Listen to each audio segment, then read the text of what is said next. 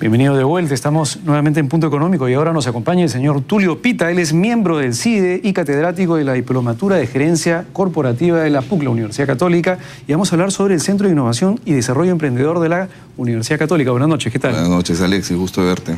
A ver, me gustaría primero empezar entendiendo un poco la iniciativa que tienen ustedes para tratar de apoyar a los emprendedores, la iniciativa emprendedora, la iniciativa privada o empresarial en el Perú. De acuerdo. Mira, el CIDE es una unidad especializada de educación y capacitación dirigida a emprendedores que tiene la Universidad Católica.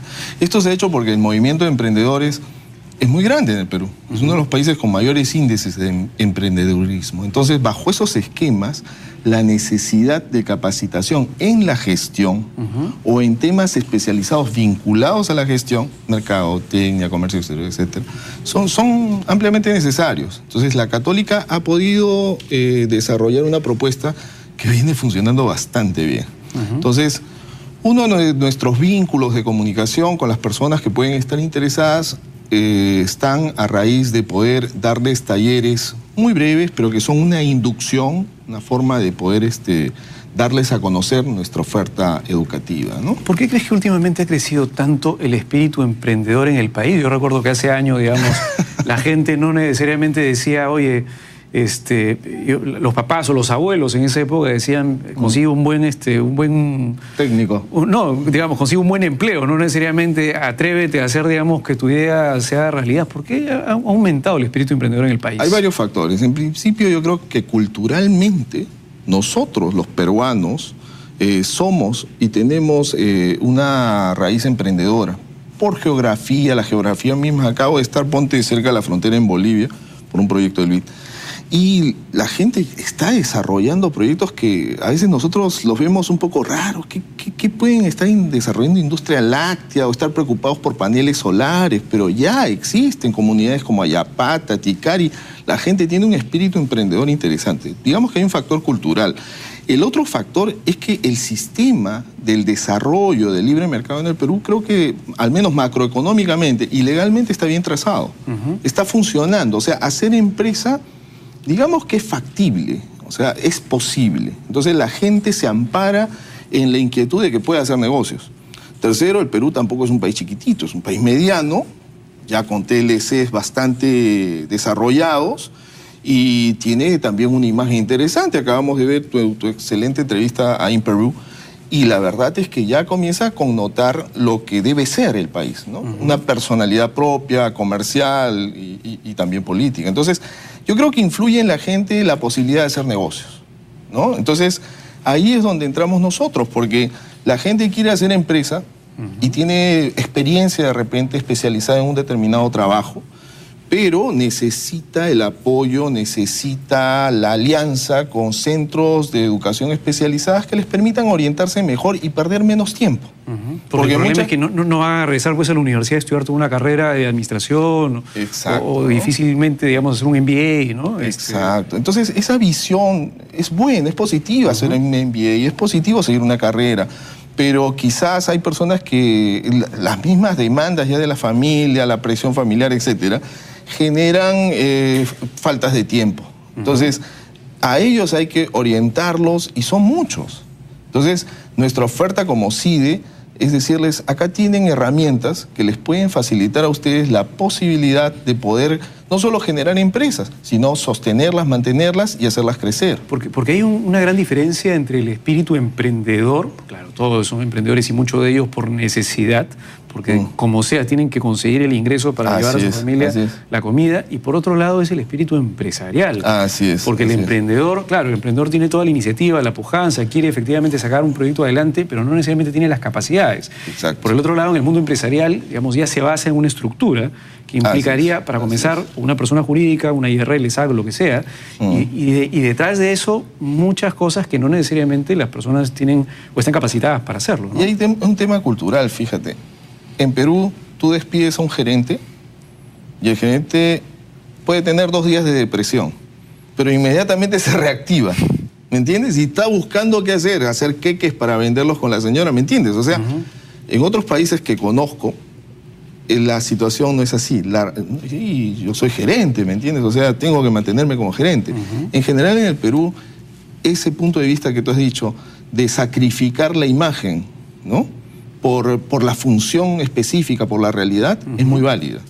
Entonces, nos encontramos con emprendedores que a veces tienen esa situación. Gente cuarentona, cincuentona, que de repente, por motivos A o B, salen de su trabajo y quieren ya hacer empresa. De repente son muy buenos tesoreros, muy buenos contadores, pero nunca han hecho empresa. Pero de repente también es un poquito tarde también, ¿no? Empezar a esa edad. A veces es mucho más fácil con menos carga familiar hacerlo al principio. Claro, también, tienes ¿no? menos peso. Claro. Pero ahí está también la diferencia. Pues por eso es que la propuesta del CIDE es, mira, de repente no te vamos a dar la profundidad de una maestría, pero sí te vamos a dar las cosas que necesitas. Entonces nuestra orientación es válida como herramientas de conocimiento para la gestión. Entonces, ahí que hemos comenzado a proponer talleres específicos que la gente empieza ya a entenderlos. Porque a veces se cree que porque los cursos son cortos, son carentes de calidad. No, o sea, la Católica es una universidad que ya tiene bastante experiencia como para hablar con síntesis, ¿no? Claro.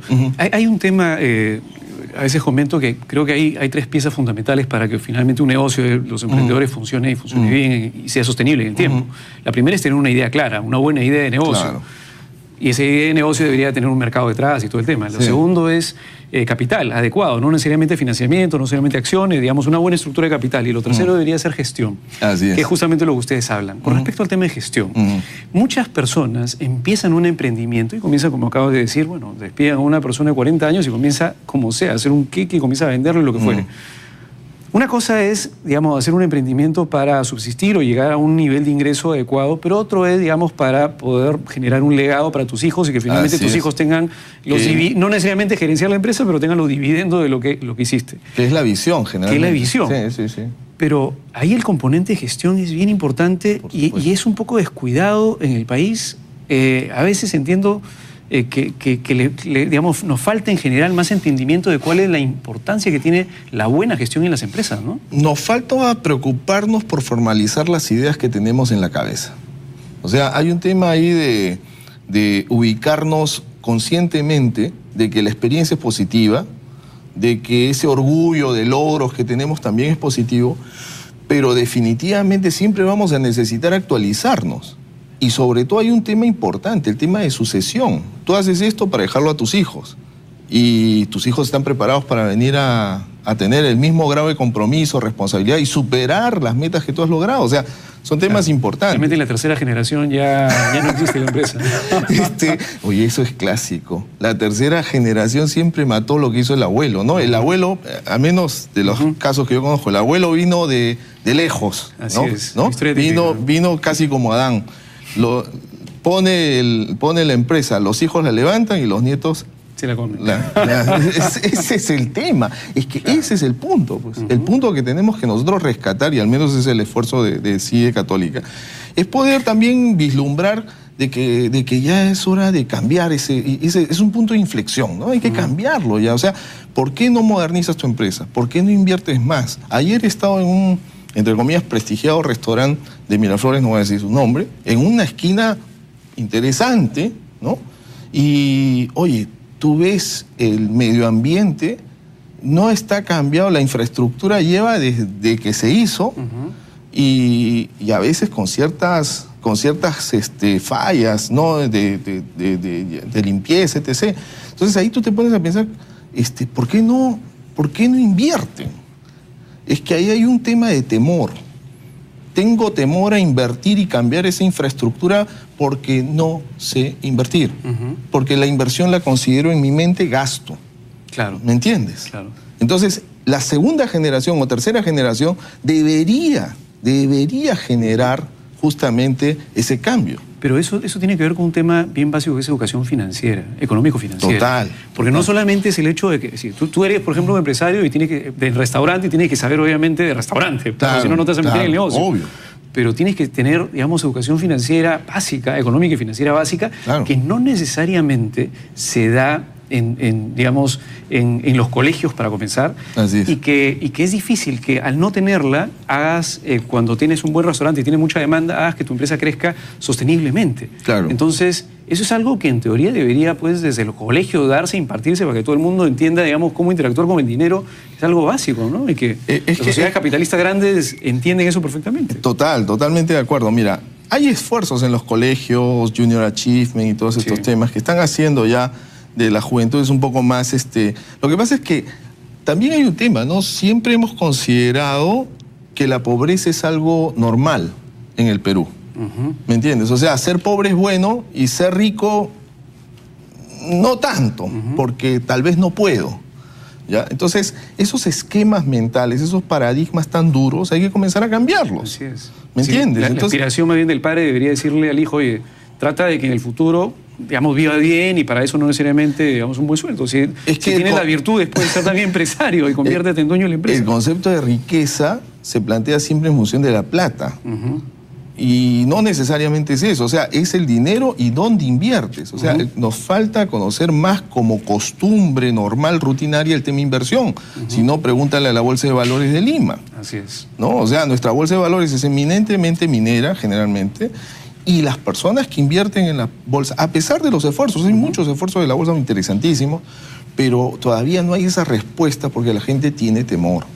Entonces, para ir quitando ese temor, tenemos que comenzar a generar, y esto es una llamada no solamente de la Universidad Católica, sino de muchas organizaciones, a que la gente tome más confianza en conocer estos temas. Eso es un tema finalmente de educación y eso nace también en las familias, así que las familias son las que tienen también un papel importante, ¿no? Así es. Señor Pita, lamentablemente nos ganó el tiempo, pero vamos a presentar el cuadro justamente para, lo vamos a ver ahorita en pantalla, para que las personas que estén interesadas puedan contactarse a esta página web que es www.cide.pucp.edu.p y a ese correo electrónico tienen también los teléfonos si es que quieren mayor información. Acá tenemos 2 cursos, Comunicación Efectiva para Emprendedores y Finanzas para Emprendedores, ambos totalmente gratuitos. Así es. Y los está dando la Universidad Católica, así que todos los emprendedores que quieran tener mayor información pueden hacerlo a esta página web, correo electrónico y teléfono. Muchas gracias, señor Pita, por acompañarnos en Punto Económico y nada, finalmente toda la gente, es una tarea de las familias,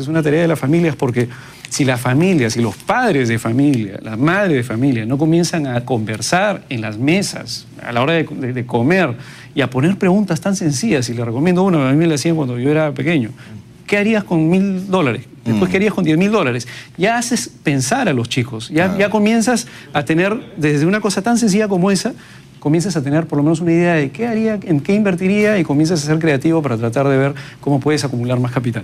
Muchas gracias finalmente, señor Pita, y conmigo nos vemos hasta el día de mañana en más con Punto Económico. Cuídense, nos vemos. Chau, chau.